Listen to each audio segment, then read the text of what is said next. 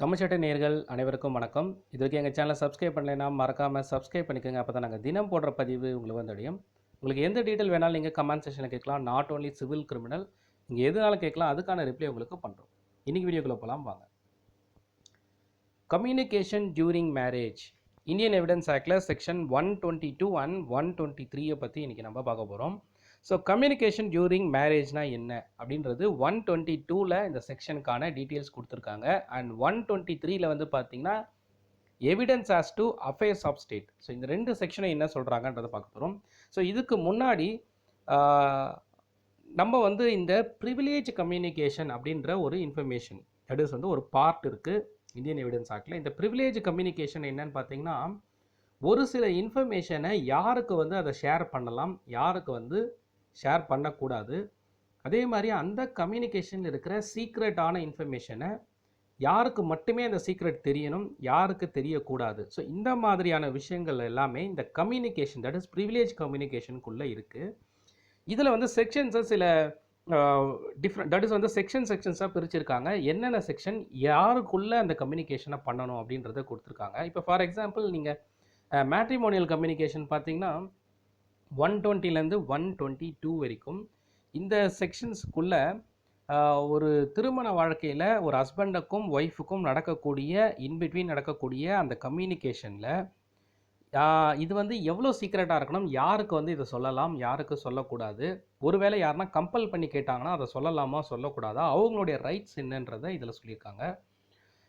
அதே மாதிரி அஃபிஷியல் ஒரு ஆஃபீஸார்கள், அதாவது ஒரு advocate office, attorney general, barrister, ஒரு கோர்ட்டுகளில் இருக்கக்கூடிய ஒரு முக்கியமான ஆஃபீஸஸ், அண்ட் தென் வந்து கவர்மெண்ட் ஆஃபீஸஸ், ஸோ இந்த மாதிரி ஸ்டேட் ஆர்கனைசேஷன்ஸ், இங்கெல்லாம் நடக்கக்கூடிய சில கம்யூனிகேஷனில் எந்த அளவுக்கு அந்த அஃபிஷியல் இன்ஃபர்மேஷனோட சீக்ரெட்னஸ் முக்கியமோ, யாரோட பர்மிஷனோட மட்டும்தான் அது வெளியில் வந்து சொல்லப்படணுமோ, அந்த விஷயங்கள் எல்லாமே செக்ஷன் 121, 123, 124 அண்ட் 125ல் அதுக்கான டீட்டெயில்ஸ் கொடுத்துருக்காங்க.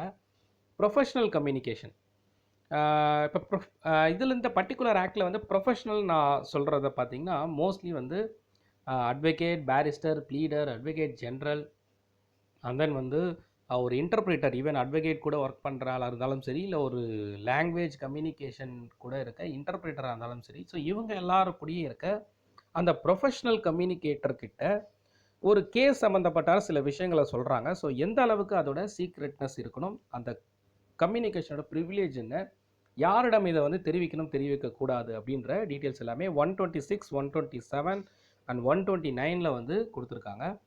அதுக்கப்புறம் ஜென்ரல் விட்னஸ், ஸோ விட்னஸோட கம்யூனிகேஷன் எந்த அளவுக்கு வந்து பாதுகாக்கப்படுகிறது, அது வந்து எந்த சமயத்தில் வந்து அந்த பர்டிகுலர் சாட்சியோட கம்யூனிகேஷன் வந்து சொல்லணும். ஸோ செக்ஷன் 128, 130, 131ல் இதுக்கான டீட்டெயில் இருக்குது. ஸோ இந்த ஒவ்வொரு பிரிவாக அந்தந்த செக்ஷன்ஸ் வரும்போது நான் அந்த கம்யூனிகேஷன் எதற்காக அது வந்து ப்ரிவிலேஜ் கம்யூனிகேஷனோட அந்த பர்டிகுலர் வேல்யூ என்ன, அதோட சீக்ரெட் என்னன்றதை நான் வந்து சொல்கிறேன். ஸோ இப்போது இன்றைக்கி இந்த ரெண்டு செக்ஷனை பற்றி பார்ப்போம். ஸோ செக்ஷன் 122, ஸோ நான் ஆல்ரெடி சொல்லியிருக்கேன் இந்த particular section for matrimonial privilege கம்யூனிகேஷனில் மேட்ரிமோனியல் சம்மந்தப்பட்ட விஷயத்துக்காக. ஸோ ஆஸ் பர் செக்ஷன் 122ல் ஒரு கம்யூனிகேஷன் டியூரிங் த மேரேஜ் ஆக போது இருக்கட்டும், இல்லை மேரேஜ் முடிஞ்சதுக்கு அப்புறமும் சரி, ஒரு ஹஸ்பண்ட் அண்ட் ஒய்ஃப் ஆனதுக்கப்புறம் அவங்களுக்குள்ளே நடக்கிற சில கம்யூனிகேஷன் வந்து சீக்ரெட் கம்யூனிகேஷன் இருக்குது. இதை வந்து ஒரு வேளை வந்து ஒரு ஹஸ்பண்ட் வந்து குற்றம் பண்ணியிருக்காரு, அப்போ போலீஸ்கிட்ட அவர் மாட்டியிருக்காரு. இப்போ இந்த மேபி இவர் வந்து ஒரு கம்யூனிகேஷன் அவங்க ஒய்ஃபுக்கிட்ட சொல்லியிருப்பார். அப்படின்ற பட்சத்தில் ஒய்ஃபை வந்து மிரட்டி அந்த கம்யூனிகேஷனை வாங்க முடியுமா, அதுக்கான ரைட்ஸ் வந்து இருக்கான்னு கேட்டிங்கன்னா அதுக்கான ரைட்ஸ் வந்து கிடையாது. பிகாஸ் இந்தியன் எவிடன்ஸ் ஆக்டில் அந்த மாதிரி இருக்க ஒரு சீக்ரெட் கம்யூனிகேஷன், அவங்க ரெண்டு பேருக்கு உள்ள கம்யூனிகேஷனை ப்ரொடெக்ட் பண்ண முடியும்.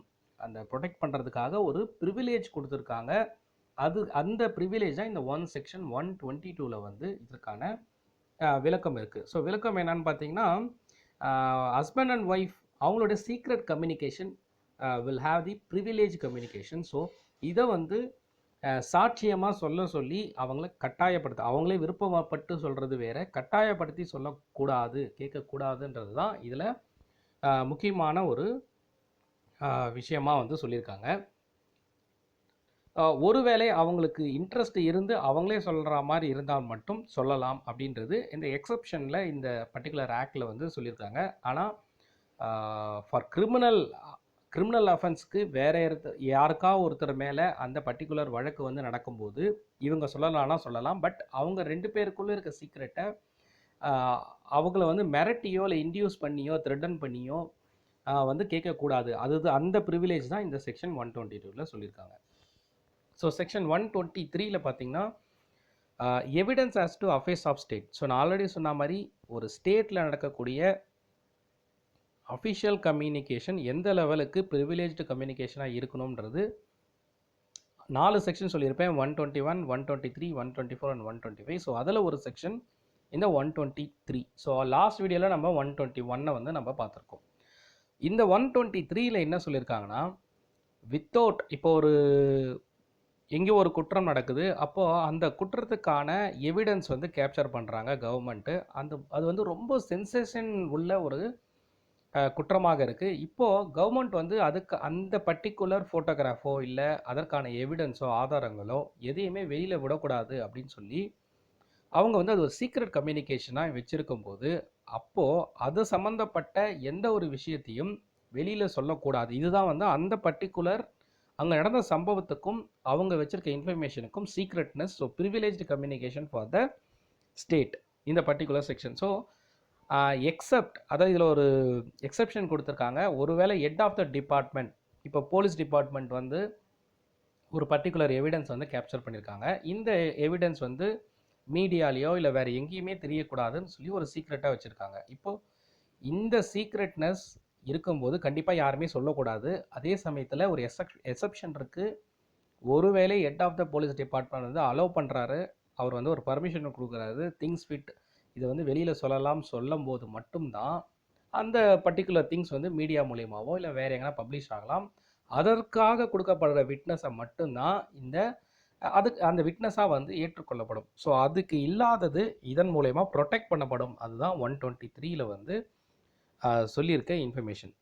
ஸோ நம்ம 2 செக்ஷன் பார்த்தோம், 122 அண்ட் 123. ஸோ இதில் கொடுத்துருக்க இன்ஃபர்மேஷன் எல்லாம் உங்களுக்கு யூஸ்ஃபுல்லாக இருக்கும்னு நினைக்கிறேன். ஸோ ஐஏ ஆக்டில் நிறைய வந்து இந்த மாதிரி ப்ரிவிலேஜ் கம்யூனிகேஷன், ஒரு விட்னஸுக்கு வந்து என்னென்ன மாதிரியான witness, so proof, burden of proof யார் மேலே சமர்த்தப்பட்டிருக்கு, அந்த ஃபேக்டை வந்து எப்படி சொல்லணும், இது மாதிரி நிறைய விஷயங்கள் வந்து இன்ட்ரெஸ்டிங்கான விஷயங்கள் எல்லாமே இருக்கும். ஸோ நீங்கள் இந்த வீடியோ கண்டினியூஸாக பார்க்கும்போது தான் அதுக்கான டீட்டெயில்ஸ் எல்லாமே உங்களுக்கு புரியும். ஸோ வேறு எந்த டீட்டெயில்ஸ் உங்களுக்கு வேணும்னாலும் நீங்கள் கமெண்ட் செக்ஷனில் கேட்கலாம்.